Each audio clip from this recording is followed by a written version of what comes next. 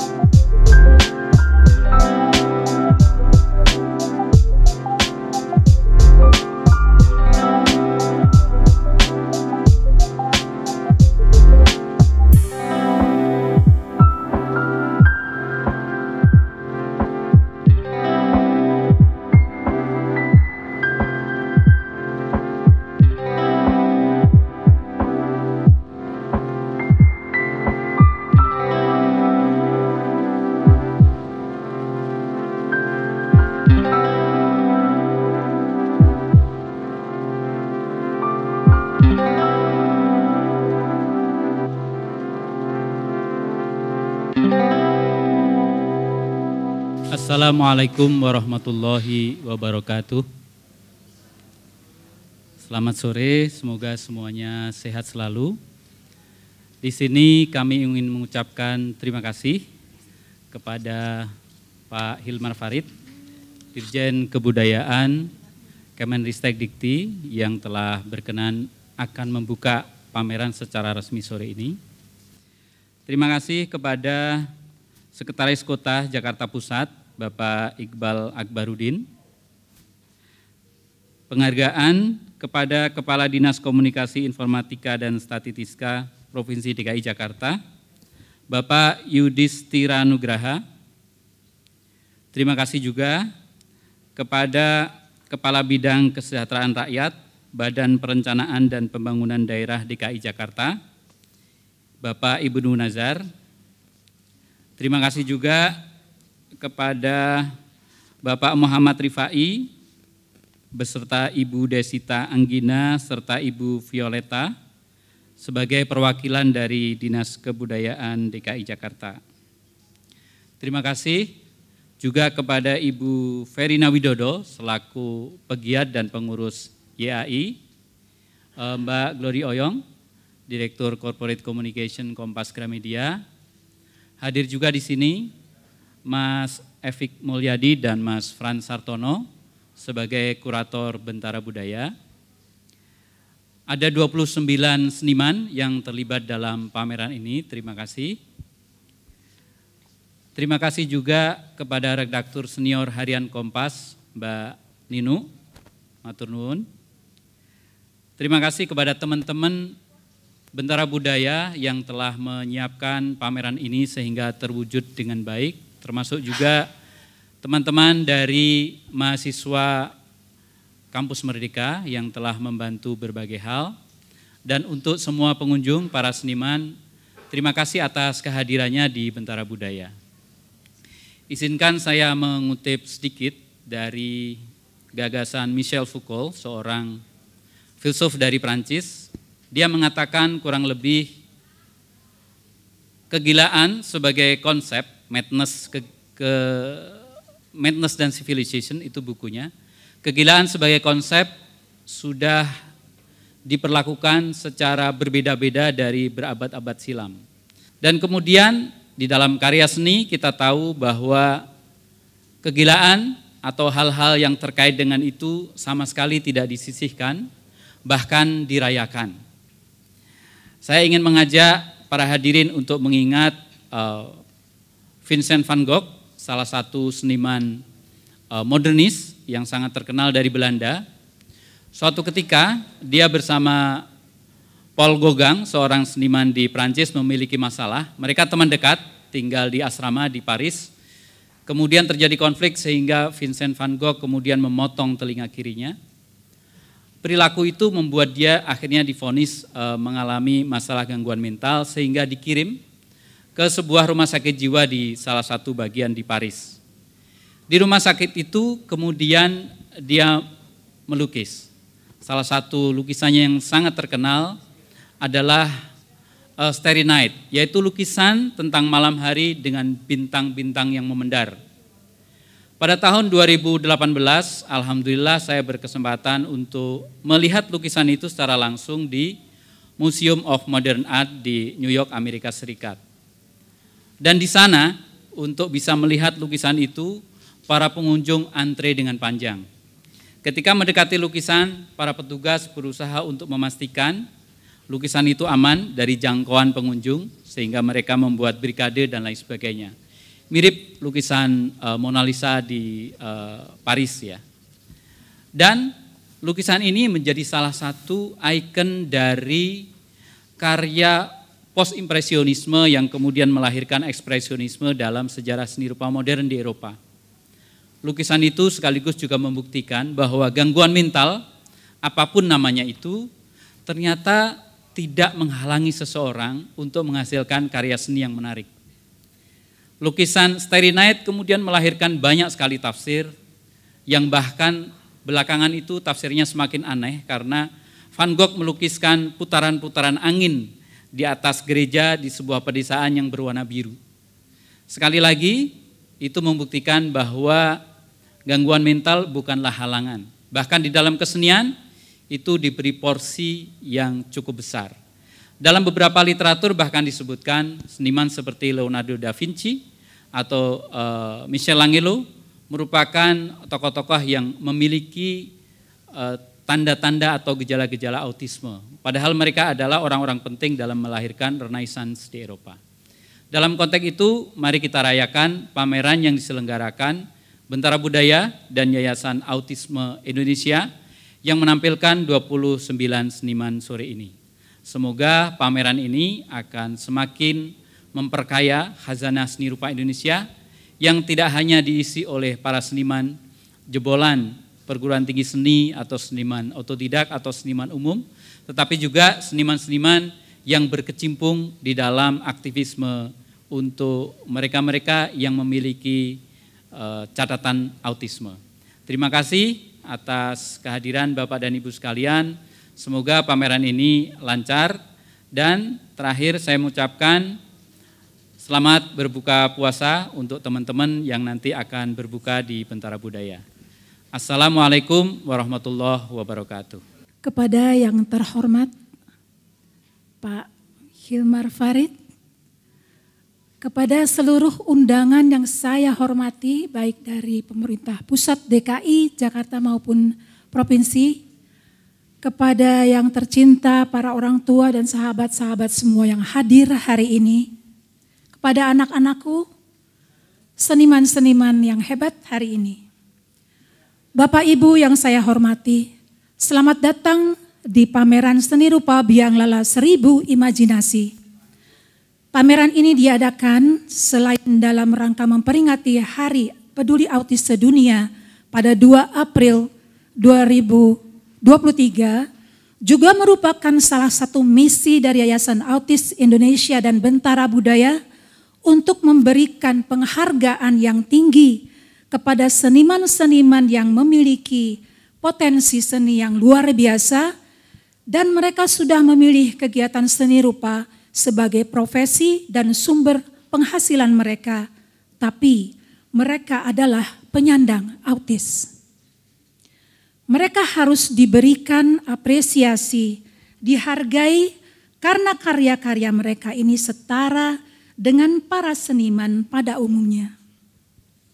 Hari ini kita akan melihat bukti pencapaian potensi yang kuat, karya-karya yang memukau dari para seniman yang dilahirkan sebagai individu autis. Memang tidak mudah untuk bisa menggali, menemukan bakat mereka di antara keterbatasan yang mereka miliki yang sering dianggap menjadi hambatan. Tetapi dengan kesabaran, ketekunan, pendampingan yang tepat dan terintegrasi, potensi-potensi ini bisa muncul dengan sempurna. Kami Yayasan Autisme Indonesia bersama Bentara Budaya dan para kurator Mas FX Mulyadi dan Frans Tartono telah berhasil memilih 29 seniman, 11 diantaranya berasal dari luar kota, yaitu Surabaya, Semarang, Jogja, Lampung, Bandung, Bogor, dan Serang. Mereka adalah seniman-seniman yang sudah fokus memilih berkarya seni rupa dan berprestasi di bidangnya. Harapan kami, berilah mereka hak yang sama untuk berkarya, kesempatan yang sama, tempat yang sama, berbaur dengan seniman-seniman lain, bukan dalam kotak dan kotak, diberi apresiasi yang sama. Terima kasih kepada Bentara Budaya, pada para kurator atas kerjasamanya yang indah ini, kepada para orang tua, para mentor, kepada semua pihak yang telah turut memudahkan terlaksananya acara ini. Dan ingatlah, autis bukan penghalang berkarya, seni itu berharga. Terima kasih. Wassalamualaikum warahmatullahi wabarakatuh. Assalamualaikum warahmatullahi wabarakatuh. Saya semakin merasa berterima kasih kepada Yayasan Autisme dan pada bos saya yang menugasi saya untuk mengkuratori bersama mengkuratori pameran ini, karena saya merasa dipaksa untuk mengenali dunia autisme. Biarpun cuma di pinggir-pinggir, di tepi-tepi, di kulitnya. Tapi saya merasa betul dengan hari-hari kemarin itu ketika menyiapkan tulisan, ketika melihat gambar-gambar itu, saya menjadi, ada dunia seperti ini yang saya tidak kenal. Dan ternyata telah menghasilkan, memproduksi karya-karya seni yang sangat bagus. Tadi barusan sebelum Anda masuk ke sini ada salah seorang penyandang autis, namanya Jusen atau siapa namanya, yang menyanyi, dan Anda tidak akan mengira suaranya begitu keren, begitu luar biasa. Dia mempunyai gaya, memberikan citra kepada kita bahwa si penyanyi tidak ada urusan dengan sakit apapun. Dan itu sudah dikasih lihat, bukan hanya saya saksinya, ada beberapa orang.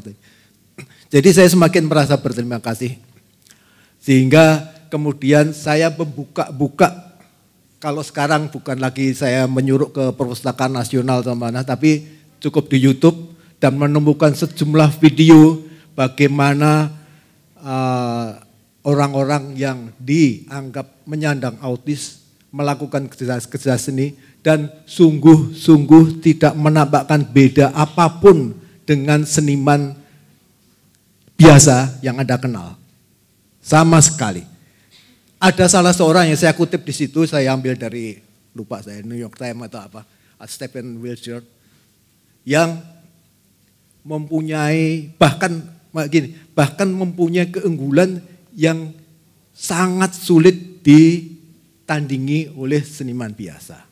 Kalau pada Stephen ini keunggulannya adalah semacam kemampuan mengingat yang mungkin boleh disebutkan fotografis. Dia menumpang perjalanan helikopter melintasi New York City. dalam 20 menit. Dan besoknya selama beberapa hari dia menggambar itu rinci, detail, dan akurat. Itu kemampuan yang luar biasa. Jadi pada dasarnya yang kita lihat di sini, dan anak-anak yang menggambarnya, itu saya kira mesti kita memberi perhitungan lagi bagaimana kita menghadapi mereka. Saya mendapat pesan secara terselubung dari Yayasan Autisme bahwa mereka sangat ingin menampilkan pameran ini sebagaimana pameran-pameran yang dilakukan oleh teman-teman lain.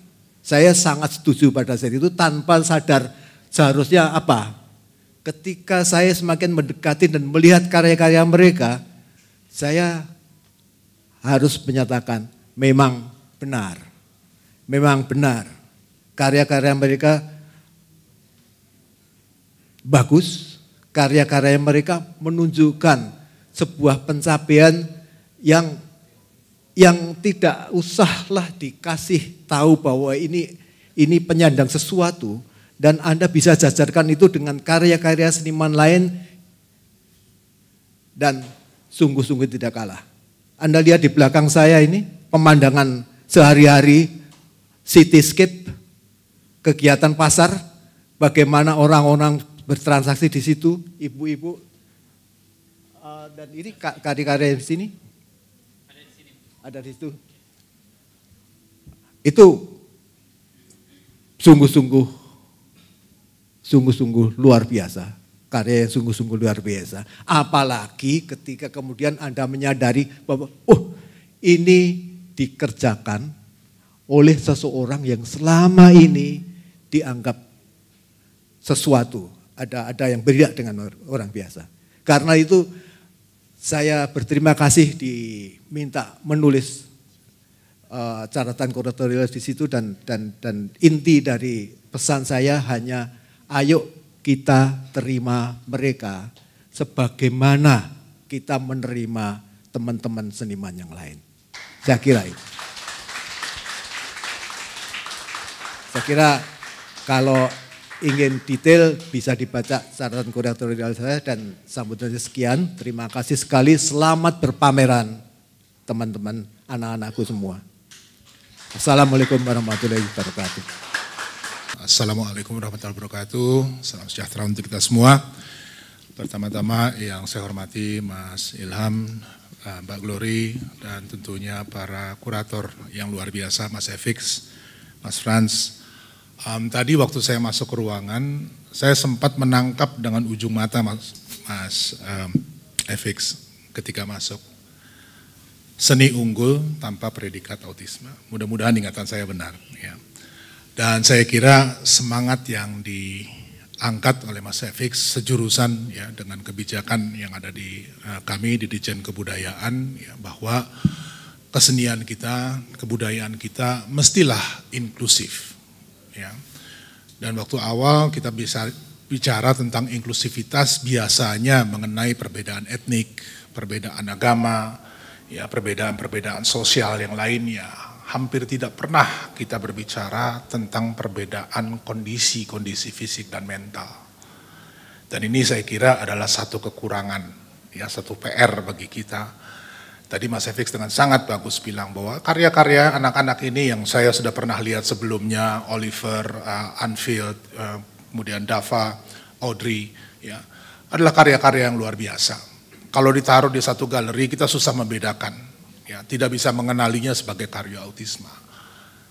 Nah, pertanyaannya kemudian, kenapa kita masih harus melaksanakan satu pameran yang khusus untuk orang-orang dengan catatan autisme tersebut?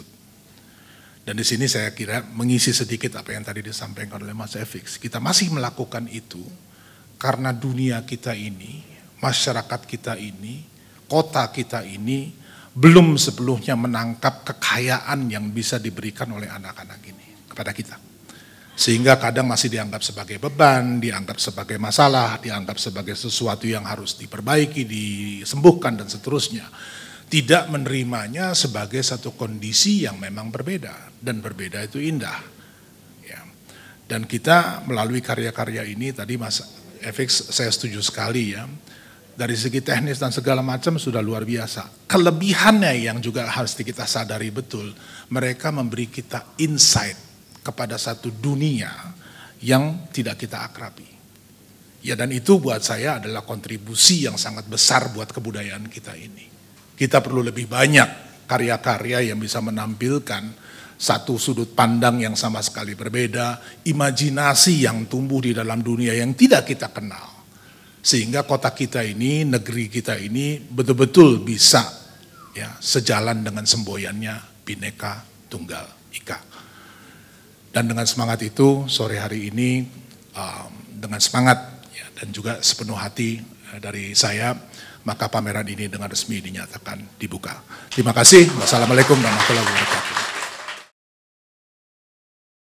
Kau temanku, kau doakan aku, punya otak cerdas, aku harus tangguh bila jatuh, gajah lain membatu, bubu di situasi rela jadi tamengku. Kau temanku, kau doakan aku, punya kota cerdas, aku harus tangguh bila jatuh, gajah lain membantu, tubuhmu di situasi rela jadi tamengku. Oke, jadi kami Yayasan Autisme Indonesia bersama Bentara Budaya Jakarta kembali mengadakan pameran karya seni rupa penyandang autis ini. Pertama waktu itu di tahun 2019. Dan sekarang kami mengadakan dengan konsep yang berbeda. Kalau di 2019 itu kami menampilkan karya-karya mereka berasal dari sekolah-sekolah. Jadi hasil dari penggalian di sekolah khusus dan mereka yang hobi belum menjadi profesi, tapi dari sana sudah terlihat bakat-bakat yang luar biasa dan peminatan-peminatan dari mereka. Oleh sebab itu di tahun 2023 ini kami menganggap ini adalah kelanjutan dari pameran yang sebelumnya. Kami menampilkan karya-karya seni rupa dari seniman-seniman yang kebetulan penyandang autis, tapi mereka sudah fokus kepada kegiatan melukis sehari-hari bahkan sebagai profesi mereka. Kenapa kami berusaha untuk menampilkan ini? Karena di dalam proses kreatif mereka itu banyak sekali lompatan-lompatan yang pelajaran-pelajaran yang sebetulnya kita orang awam ini harus belajar dulu, seperti misalnya mereka ada keunggulan di beberapa keahlian, beberapa keterampilan. Kalau kita awam mempelajari perspektif, mereka tidak mempelajari perspektif dan mereka punya kemampuan itu secara alami. Jadi begitu banyak kemampuan-kemampuan yang luar biasa dari mereka dan mereka sangat berprestasi. Banyak sekali diantaranya yang sudah melanglang buana ke event-event di internasional. Dan karya-karya mereka itu sebetulnya sejajar dengan seniman pada umumnya. Kami prihatin mengapa mereka harus berada di satu kotak, misalnya anak berkebutuhan khusus, karya-karya anak berkebutuhan khusus, atau mereka harus punya pameran sendiri seperti ini. Kenapa mereka tidak diperkenankan untuk berbaur dengan seniman-seniman yang lain, padahal mereka setara. Jadi kami mengharapkan dengan pameran ini masyarakat akan melihat betapa berharganya potensi seni, termasuk yang dihasilkan oleh anak-anak dengan penyandang autis ini. Betapa kuatnya potensi dan bakat-bakat mereka. Bisa dilihat di sini semua sama, bahkan lebih mungkin dari kita yang awam gitu. Jadi makanya kami perjuangkan agar masyarakat juga mengetahui. Yang kedua, banyak sekali orang tua yang tidak memahami kemampuan seni pada anak-anaknya. Memang sulit untuk mengangkat bakat dari para penyandang autis ini karena mereka punya hambatan. Tapi dengan kesabaran, ketekunan dari orang tua, dari terapis, dari pembinaan yang berintegrasi, itu mereka bisa digali potensinya sedemikian rupa sehingga muncul bakat-bakat tersebut. Jadi orang tua juga jangan kecil hati, jangan malas untuk mendampingi anaknya, jangan menyerahkan semua pada guru. Kalau anak-anaknya suka mencoret-coret di dinding, di kertas, di meja, jangan kemudian disalahkan. Fasilitasi, bimbing mereka, arahkan mereka, siapa tahu ada bakat yang tersembunyi di sana. Itu salah satu yang kami harapkan pada kesempatan pameran ini. Kami berharap akan ada pameran-pameran selanjutnya karena masih banyak di luar sana para penyandang autis yang sungguh-sungguh berpotensi. Terima kasih. Dan sekarang juga saya sudah mulai melihat itu ada tema-tema tertentu ya. Sebagian bertolak dari kitab suci, sebagian melihat dari kehidupan sehari-hari yang membuat potret-potret semacam itu dan semakin banyak ragamnya. Dan ini saya kira sangat membantu kami ya, di Ditjen Kebudayaan untuk menjalankan amanat ya, membangun kebudayaan yang inklusif. Ya, kalau kita bicara tentang inklusivitas, biasanya orang berbicara tentang perbedaan etnik, perbedaan agama, sementara lupa bahwa ada perbedaan kondisi ya, fisik dan mental yang juga memerlukan perhatian gitu ya. Dan itu pameran ini saya kira berkontribusi sangat besar ya, membuka satu dialog ya, diskusi untuk memikirkan bagaimana caranya kita membangun satu masyarakat dengan kebudayaan yang lebih inklusif, yang memperhatikan perbedaan secara sungguh-sungguh, sehingga ya semboyan kita Bhinneka Tunggal Ika betul-betul bisa dijalankan dengan konsekuen. Ya, kami di Ditjen Kebudayaan pernah membuat festival bebas batas, yaitu di 2017-2018, sama yaitu pameran seni visual, dan tapi kemarin terhenti ya karena ada pandemi. Sekarang kita sedang bersama-sama dengan teman-teman di Jogja ya, mau menyelenggarakan satu bienal dari seni disabilitas, dan itu tentu masih banyak PR ya. Saya nggak bisa bilang bahwa ininya baik, tapi yang perkembangan yang menarik dan penting juga adalah kehadiran dari teman-teman autisme ini di pameran seni rupa yang nggak pakai embel-embel autisme.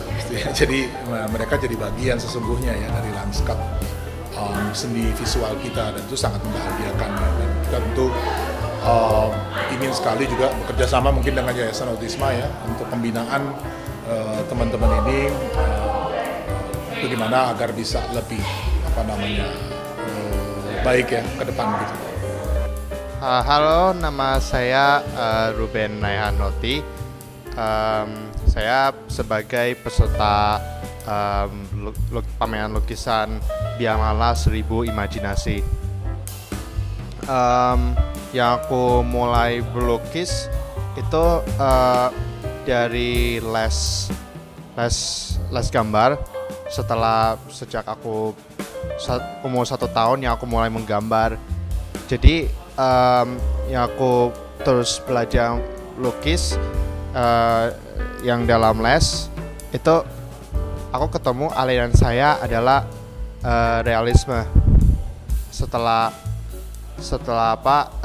lesnya sudah selesai, saya mencari inspirasi dan belajar tutorial dari internet, misalnya seniman atau ilustrator di media sosial yang aku inspirasi, dan itu untuk bisa expand kreativitas saya, dan saya tetap terus semangat untuk berkarya dengan realisme saya. Untuk pameran kali ini kami melacak pelukis-pelukis atau seniman-seniman penyandang autis yang ada di Jakarta dan luar Jakarta. Dan dalam waktu yang nggak terlalu lama persiapan pameran ini, kami berhasil mengumpulkan 29 karya yang 11 diantaranya berasal dari luar kota, yaitu dari Yogyakarta, Semarang, Surabaya, Serang, Bogor, dan Bandung. Dari 29 karya itu, mereka rata-rata sudah berprofesi sebagai pelukis sehari-harinya. Jika kita telah melihat karya yang hebat ini, apa yang harus kita lakukan? Beri mereka tempat, beri mereka penghargaan, beri mereka kesempatan yang sama untuk berkarya, untuk memperkenalkan karya mereka. Mereka juga layak dikoleksi oleh para kolektor seni untuk di dalam negeri maupun internasional. Itu yang kami harapkan.